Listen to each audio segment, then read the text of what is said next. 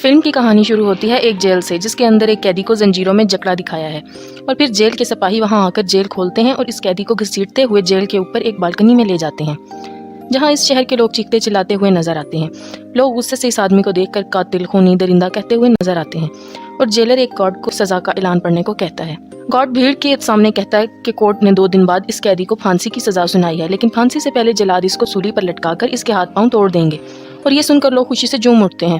اب آخر یہ قیدی ہے کون، دیکھتے ہیں۔ اب کہانی کچھ سال پیچھے جاتی ہے، جہاں ہم پیرس کے فش مارکیٹ کو دیکھتے ہیں، جو شہر کی سب سے بدبودار جگہ تھی۔ لوگ مچھلی اور گوشت بیچ کر اپنا گزارا کرتے ہیں۔ یہاں ہم ایک مچھلی بیچنے والی عورت کو دیکھتے ہیں جس کا بچہ پیدا ہوتا ہے اور وہ مرا ہوا ہوتا ہے، اور اس عورت کے پہلے بھی 4 بچے ایسے پیدا ہو چکے تھے، اور وہ بچے کو پاؤں مار کر اسے سڑی ہوئی مچھلیوں کے ساتھ ندی میں پھینک دیتی ہے، لیکن اس دفعہ اس نے زندہ بچہ پیدا کیا تھا اور وہ اسے بھی پھینک دیتی ہے، یہی سمجھ کر کہ وہ بھی مرا ہوا ہے۔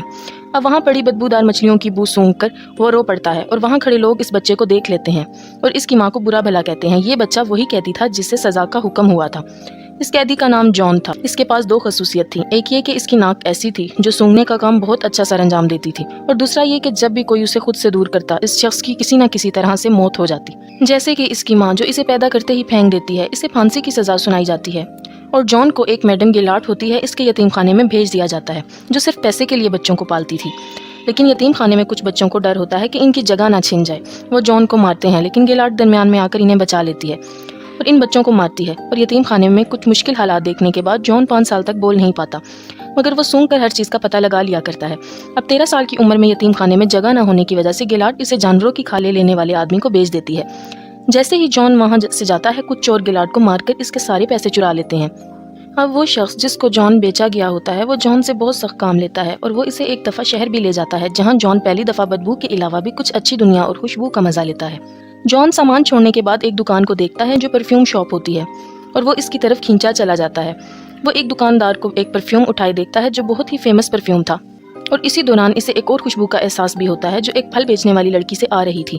وہ اس کی طرف کھینچا چلا جاتا ہے۔ وہ لڑکی اسے بھوکا سمجھ کر کچھ پھل دیتی ہے، اور وہ اس کا ہاتھ پکڑ لیتا ہے، جسے دیکھ کر وہ ڈر جاتی ہے اور بھاگ جاتی ہے۔ اب جان اپنی سونگنے کی ایبلٹی سے اسے ڈھونڈ لیتا ہے اور اس کے پیچھے جا کر بیٹھ جاتا ہے۔ لڑکی کو لگتا ہے کہ کوئی ہے اس کے پیچھے، اور وہ ڈر کے مارے چیختی ہے، تو جان اس کا منہ دبا لیتا ہے اور لوگوں کے ڈر سے دبائے رکھتا ہے کہ لوگ اکٹھے نہ ہو جائیں، اور جیسے ہی لوگ جاتے ہیں اور وہ لڑکی کے منہ سے ہاتھ ہٹاتا ہے تو وہ مر جاتی ہے، اور اس کی خوشبو آہستہ آہستہ ختم ہو جاتی ہے، اور جان حیران رہ جاتا ہے کہ خوشبو کہاں گئی۔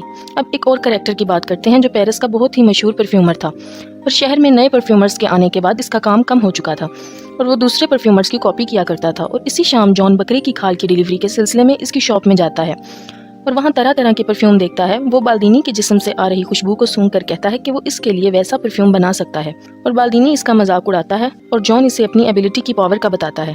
اب بالدینی اسے ایک اور موقع دیتا ہے۔ جان مختلف پرفیوم بنا کر بالدینی کو دیتا ہے، جسے سونگھ کر اسے امور اینڈ سائکی کی خوشبو آتی ہے۔ یہ بہت ہی فیمس پرفیوم تھا، اور وہ حیران رہ جاتا ہے۔ یہ سب دیکھ کر جان اسے بتاتا ہے کہ میں اس سے بھی کئی زیادہ اچھے پرفیوم بنا سکتا ہوں، اور اسے سونگھ کر بالدینی کو اپنی گرل فرینڈ کی یاد آ جاتی ہے۔ اس کے پاس بہت ٹیلنٹ آ چکا تھا۔ اب جان کو وہ گریمل سے خرید لیتا ہے۔ اب اسی رات گریمل شراب کے نشے میں ندی میں گر کر مر جاتا ہے۔ جان کی وجہ سے بالدینی اور اس کے پرفیوم پورے پیرس میں مشہور ہو چکے ہوتے ہیں، اور وہ جان کو اپنے پرفیوم بنانے کے طریقے سکھاتا ہے۔ وہ جان کو بتاتا ہے کہ ہر پرفیوم کے 3 سیٹ ہوتے ہیں، ہر سیٹ کے 4 الگ الگ خوشبوئیں ہوتی ہیں، یعنی کہ ٹوٹل 12، اور 12 خوشبوؤں کو انسان آرام سے پہچان سکتا ہے۔ اس سے ہٹ کر اگر 13ویں خوشبو کوئی بنا لے تو دنیا کا کوئی شخص اس پرفیوم کا توڑ نہیں نکال سکتا۔ یہ بات جان کو بہت فیل ہوتی ہے۔ وہ سوچتا ہے کہ وہ یہ کام کر دکھائے گا۔ وہ بالدینی سے اس کا طریقہ سکھانے کو کہتا ہے اور دنیا کا سب سے بہترین طریقہ دینے کا پرومس کرتا ہے۔ بالدینی 10,000 پھولوں کو اپنے ڈیزائن کی گئی مشین کے مطابق ایک بوتل میں ڈالنے کا طریقہ بتاتا ہے، جسے اس نے پیرس آنے سے پہلے سیکھا تھا۔ ایک دن بالدینی جان کو روتے ہوئے دیکھتا ہے۔ بالدینی کے پوچھنے پر جان کہتا ہے کہ تم جھوٹے ہو، اور وہ بتاتا ہے کہ اس کا طریقہ فلاپ ہے، میں کانچ، لوہے جیسی چیز کو بھی بوتل میں قید نہیں کر سکا۔ جان یہ سب دیکھ کر بالدینی کے واقعے کے بعد بے ہوش ہو جاتا ہے۔ اب بالدینی اس کے بیمار ہو جانے سے پریشان ہو جاتا ہے کہ میری شہرت نہ چلی جائے۔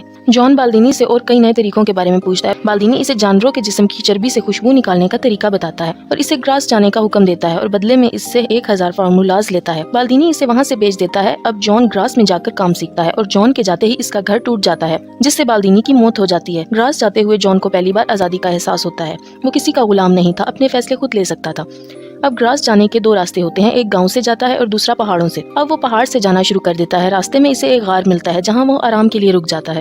وہ وہاں سکون سے سو جاتا ہے اور کئی دن وہاں گزارتا ہے۔ ایک دن اسے وہی پھل والی لڑکی کا خواب آتا ہے۔ जॉन घबरा कर उठ जाता है और अपने जिस्म को सूंघने लगता है, लेकिन इसे कोई खुशबू का एहसास नहीं होता। अब वो बाहर बारिश में जाकर नहाता है, तब इसे एहसास होता है कि इसकी अपनी कोई खुशबू नहीं है। अगली सुबह होते ही वो ग्रास पर रवाना हो जाता है और रास्ते में इसे वही खुशबू आती है जो इसे फलों वाली लड़की से आई थी। वो देखता है कि एक बहुत प्यारी लड़की एक बग्गी से उतरती हुई नजर आती है, जिसे देखकर वो इसका पीछा करता है और ग्रास में आ जाता है। इस लड़की का पीछा करते वो एक महल में दाखिल होता है जो वहाँ के अमीर शख्स रिचिस का होता है, और वो खूबसूरत लड़की लॉरा इसकी बेटी होती है, जो पूरे ग्रास शहर में सबसे खूबसूरत लड़की थी। ग्रास में जॉन एक औरत के अंडर काम करता है। इस औरत का शोहर जॉन पे पूरी नजर रखता है। जॉन इनके पास रहते हुए जानवरों की चर्बी से खुशबू निकालने के 2 नए तरीके सीखता है, और पहले तरीके का इस्तेमाल वो अपने साथ काम करने वाली लड़की पे करता है, जिसमें वो इस लड़की की डेड बॉडी को एक बड़े टैंक में जानवरों की चर्बी के साथ उबालता है, मगर वो कामयाब नहीं हो सकता। और दूसरे तरीके के लिए वो एक तवाइफ को पकड़ता है, और जिसमें वो जानवरों की चर्बी का इस्तेमाल एक कपड़े पर लेप लगाकर करता है। जॉन इसे मारकर इसके बाल काट देता है और इसकी डेड बॉडी को लेप लगाकर कपड़े में लपेटता है, और फिर इस कपड़े से चर्बी निकालकर बाल्दीनी के सिखाए हुए तरीके से खुशबू निकालने में कामयाब हो जाता है, जिसे वो तवाइफ के पालतू कुत्ते पर इस्तेमाल करके चेक करता है। अब वो बाल्दीनी के बताए हुए 13 बोतल का सेट तैयार करता है, यानी कि हर बोतल के लिए एक कत्ल।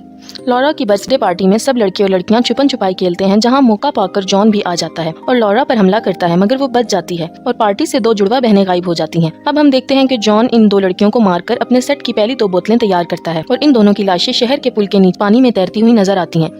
इसके बाद पूरे शहर में लड़कियों की मौत का सिलसिला शुरू हो जाता है, और डर के मारे लोग अपनी बेटियों को बचाने के लिए घरों के बाहर ताले लगाना शुरू कर देते हैं। लेकिन जॉन 12 बोतल्स का सेट तैयार कर लेता है और इन्हें एक बड़ी बोतल में मिला देता है। अब परफेक्ट परफ्यूम बनाने के लिए इसे एक और बोतल चाहिए होती है, यानी लॉरा का कत्ल।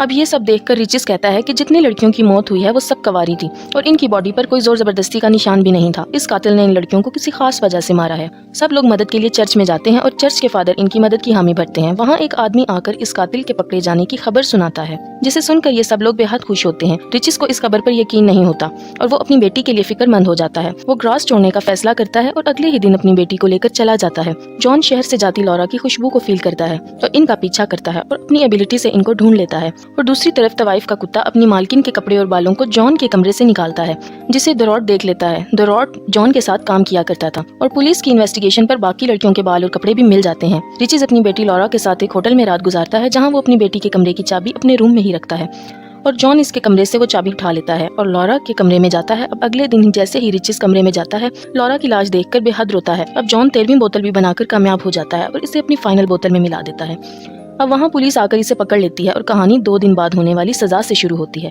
दूर दूर से लोग जॉन की मौत को देखने आते हैं, और जैसे ही वो इसको जेल से निकालते हैं, जॉन मौका पाकर परफ्यूम का ढक्कन खोल देता है।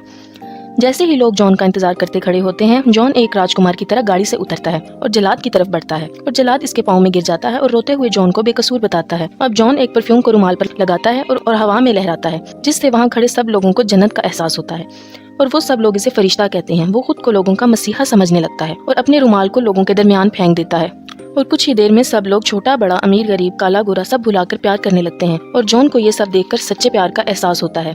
अब वो इस फलों वाली लड़की को याद करता है। वो सोचता है कि काश अगर वो इस लड़की को ऐसे ही प्यार करता तो वो इसको अपना बना लेता। वो ये सोचकर दुखी हो जाता है और रोने लगता है। तभी रिचिस तलवार लेकर जॉन को मारने के लिए आता है, लेकिन इसकी खुशबू के आगे वो भी बेकाबू हो जाता है और अपने पैरों पर गिरकर इससे वो माफी मांगता है। जॉन को अपनी गलतियों का एहसास होता है और वो शहर से रवाना हो जाता है। कुछ देर के बाद शहर के लोगों से परफ्यूम का असर खत्म हो जाता है। अब जॉन उसी मछली बाजार में जाता है जहां वो पैदा हुआ था, और अपनी जेब से परफ्यूम की बोतल निकालता है और अपने ऊपर गिरा लेता है, जिसे देखकर सब लोग वहां पर बैठे हुए इसके ऊपर परफ्यूम की खुशबू की वजह से गिर पड़ते हैं और इसे नोच डालते हैं, और इस तरह जॉन का भी खात्मा हो जाता है।